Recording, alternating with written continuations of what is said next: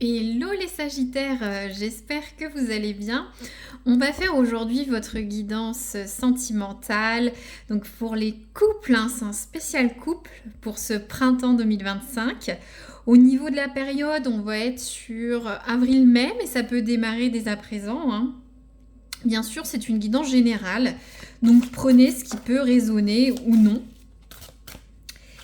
Et voyez si ça peut résonner plus tard, hein.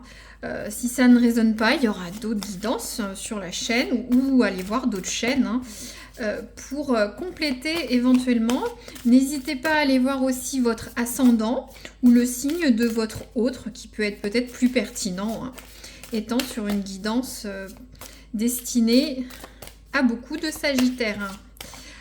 Alors, je prends le destin sacré pour voir à quelle sauce va être mangé votre couple. Alors, les Sagittaires. Ah, j'adore cette carte. Ça me rappelle un de mes voyages aux États-Unis avec Monument de Vallée. Alors, prise de risque. Je vous laisse regarder cette magnifique iconographie. Donc, les Sagittaires, ce que je comprends, vous allez devoir vous lâcher, hein, prendre des risques sur les prochaines semaines. Alors, on va voir avec la guidance, voir comment ça vous parle. En tout cas, c'est prendre un risque pour vous déployer, hein. On voit cet aigle qui peut-être s'est jeté de cette falaise, qui a pris son envol, hein. Il y a une notion d'ombre et de lumière aussi sur cette carte, sur cette énergie. Donc la prise de risque, ça peut être beaucoup de choses, hein. Vous êtes peut-être un jeune couple, vous vous engagez plus. Peut-être parler de vos sentiments à l'autre. Peut-être emménager ensemble.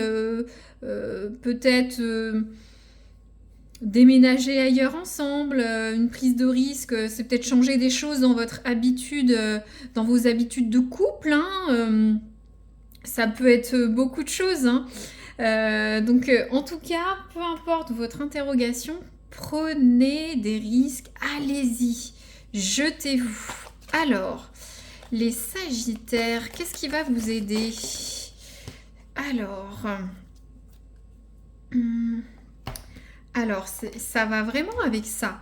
On a la carte emprisonnement, enfermement, l'échappée belle. Ça me fait penser un peu l'échappée belle, si vous connaissez le film Thelma et Louise, hein, dans ce road trip américain où elle s'échappe aux États-Unis. Bon, enfin bref, sur ce point cinématographique. Donc là, ce qui va vous aider, c'est sortir de votre emprisonnement. Peut-être que vous vous restreignez, vous n'osez pas faire certaines choses. Vous comptez peut-être les jours, hein, comme ce prisonnier, mais la clé est là, hein. C'est comme cet aigle, hein. Il faut vous lancer, hein. Peut-être que pour certains, ça peut aider de réfléchir un peu dans son coin, de refaire un point sur la situation. Et moi, je ressens qu'il faut vraiment sortir de cet enfermement, de cette situation, et prendre des risques. Très bien, très bien. Alors, on va tirer d'autres cartes. Alors, les Sagittaires, qu'est-ce qui vous dessert? Qu'est-ce qui ne va pas vous aider dans le mois? Qu'est-ce qu'il ne faut pas faire? Ou le point de vigilance des couples Sagittaires en avril-mai. Alors, on a la carte de l'amitié. Alors, l'amitié. Hop, voilà. Donc, il semblerait, bon, qu'il ne faut peut-être ne pas prendre l'avis d'amis, de proches, de tiers proches de vous. Ces amis pourraient être de mauvais conseils. Peut-être être trop intrusifs. Peut-être vous décourager à aller de l'avant, à prendre des risques. C'est ça ce que veut dire cette carte. Je ne veux pas dire que vos amis sont mauvais, votre entourage proche, mais ils ne sont pas forcément de bons conseils. C'est une carte de vigilance, donc faites attention. On peut donner les meilleurs avis, mais on n'est pas forcément dans le couple, hein. On ne connaît pas les tenants et les aboutissants des deux personnes et des conseils mal avisés peuvent faire plus de mal que de bien. Donc on prend le Rosabelle oracle pour voir un peu des scénettes de vie des Sagittaires. Qu'est-ce que vous pouvez nous dire sur ces Sagittaires qui regardaient? Alors, les Sagittaires. Hop, j'en profite pour souhaiter la bienvenue à ceux qui m'écoutent pour la première fois, pour que je brasse. Et remercier les abonnés et puis ceux qui like ou commentent. C'est merci, j'ai une interaction avec vous. Alors, on a la carte des échecs. Donc là, ce que cette carte veut dire, vous allez être maître de votre destin, maître de la destinée de votre couple, maître de la direction. Vous allez mettre à bas terre, les gens autour de vous. Moi, je suis désolée, j'ai l'impression que c'est vos amis. J'ai l'impression que vous n'allez pas écouter votre entourage à raison. Peut-être qu'il y a des gens jaloux autour de vous qui vous conseillent mal dans cette relation ou dans votre relation actuellement. Peut-être, je dis n'importe quoi, c'est un exemple. C'est un exemple. Vous avez décidé de déménager à l'autre bout du monde ou changer de région avec votre partenaire, mais vos proches disent « Oh, mais tu te rends compte les risques, tu ne sais pas. » Non, c'est vous qui êtes maître. Peut-être que aussi, il y a des choses à gagner. Il y a une histoire de lutte, de stratégie avec les échecs. Il faut que vous soyez malin dans cette situation. Alors, une autre. Qu'est-ce qu'on a? Regardez, c'est marrant, on a la carte des litiges. Va y avoir un bras de fer, un litige. Ça peut être avec votre autre. Vous pouvez ne pas être d'accord, croiser le fer, faire le pour et le contre dans cette décision. Réfléchir. Peut-être vous n'êtes pas d'accord par rapport à cette prise de risque. Il y en a un qui est peut-être prêt et pas l'autre.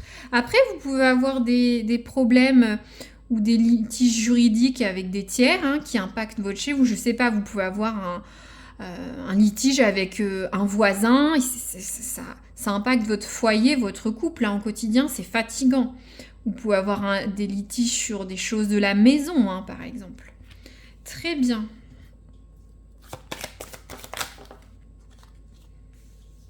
J'en ai beaucoup trop. Je vais garder juste celle qui s'est retournée. Il y a une notion de plaisir. Ça peut être l'art de la table, du pâtissage. Vous allez prendre du plaisir avec votre autre. Peut-être en allant au restaurant, en mangeant, en dégustant. Il y a une notion d'être épicurien. Vous allez prendre du plaisir avec votre autre. Peut-être sur les plaisirs de la table et de la bonne chair. Très bien. Je remets là. Donc, nous allons partir sur le tarot de Marseille, voir un petit peu l'énergie de votre autre. Comment est votre autre ?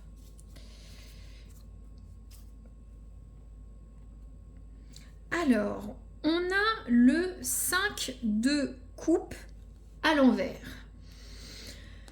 Alors, tout ce qui est coupe, j'aime bien quand même un petit peu expliquer, tout ce qui est coupe, c'est tout ce qui est l'amour, l'affection, contrairement au bâton, on est plus sur la passion. Donc là, on a ce 5 de coupe à l'envers, voilà. Alors, je réfléchis un peu, je regarde si tout va bien la caméra, tout va bien. Donc là, vous voyez, on a ce couple, il y a une séparation, un isolement à l'endroit. Vous voyez, on dirait que ce couple boude, cette femme ne veut pas parler avec cet homme.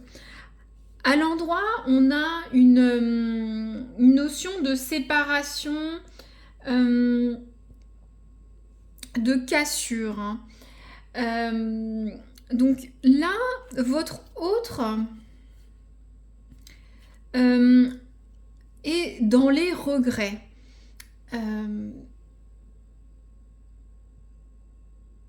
Ressent qu'il ou qu'elle a fait de mauvais choix. Votre hôte est peut-être un peu exigeant, un peu idéaliste. Il y a une espèce de cassure pour votre autre. Peut-être ce qui explique cette notion de litige. Hein, vous avez il y a peut-être j'aime pas dire une cassure, mais votre autre n'est pas d'accord avec vous. Ne sera pas d'accord avec vous sur les prochaines semaines. Je ressens pas forcément une rupture. Hein. Il y a des regrets. Votre hôte est peut-être trop exigeant aussi. Peut-être avec cette carte de la reine, hein, il y a aussi, bon, il y a les échecs, mais une notion d'autocratie, quoi, de pouvoir, de force. Alors, je sais pas si je tire une autre carte. Je vais quand même tirer une autre carte pour votre autre, là. Son énergie. Quel est le contexte de cette énergie? Merci. Alors, on a le 6 de denier. J'aime beaucoup ce personnage qui fait « Oh, regardez, je suis là ». Donc, on va regarder ça. Laissez-moi réfléchir un petit peu. Alors, bon, tout ce qui est denier réfère bien entendu à l'argent. Hein. Ça peut s'adapter tout à fait en amour. Donc là, le 6, ça revers une notion de 6, hein, 3-3, d'équilibre. Donc j'ai l'impression que votre autre essaye de vous faire un signe, souhaite que votre relation soit plus équilibrée finalement.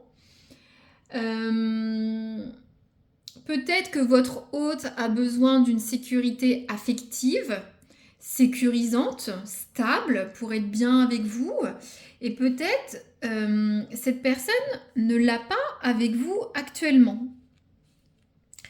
Peut-être que les litiges, les disputes, l'autocratie, hein, trop de décisions, trop imposées à l'autre. On peut être stratège et très... mais l'autre a besoin de plus. Quelque chose de plus équilibré. D'où cette notion de balance. C'est pour ça que votre hôte est un peu en retrait. Vous pourrez être en retrait. Après, c'est une notion de période sur le printemps. Hein. Mais soyez vigilants à ce que votre relation soit harmonieuse et équilibrée. Alors, le conseil de cet oracle sur les galaxies, sur votre couple. Ouais, balai de tombe. On va prendre tout d'abord la première. On a le timing divin. Et qu'est-ce qu'on a? On a l'union sacrée. Regardez, l'union sacrée et le timing divin. Alors, il y a une notion de prendre une décision au bon moment. Justement, peut-être que c'est le moment de vous lancer. Avec ce timing divin, d'y aller. Je vais vous lire le petit message, mais on débriefe ensemble. Il y a l'union sacrée. Donc, vous êtes avec la bonne personne. Votre relation est protégée. Il y aura peut-être une officialisation avec votre hôte. C'est pour ça qu'il y a ces réjouissances, ce plaisir. Très bien. Je vais vous lire un petit peu la carte de l'union sacrée. Le timing divin, on comprend. Alors, je vais y arriver. L'union sacrée.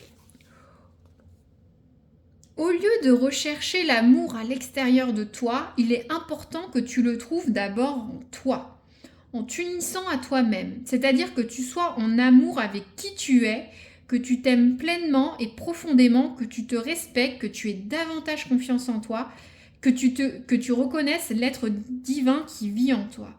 Donc il y a une histoire de s'aimer, de prendre confiance en soi, de déployer ses ailes, un peu comme cet aigle. Il est important que tu déposes tes peines, tes inconforts et que tu oses te prendre dans les bras, t'unir à toi, à tout l'amour divin. Tu peux ressentir un nettoyage qui s'opère au niveau de ton chakra du cœur. Respire profondément et ressens tout l'amour qui vibre en toi. C'est peut-être aussi en lien avec cette carte de l'enfermement, du blocage. Il faut que vous vous libériez. C'est-à-dire que vous repreniez confiance en vous, vous ayez de l'énergie, que vous osiez vous lancer. Alors ça peut être par rapport à votre partenaire, par rapport à un projet que vous avez dans votre couple. Et il est temps de se lancer. Hein. C'est ce que je vois dedans. Hein. Est-ce que je recouvre? J'ai envie de voir un peu la prise de risque. Quelle est cette prise de risque? Alors, qu'est-ce qu'on a? Regardez, j'ai la carte de la fécondité.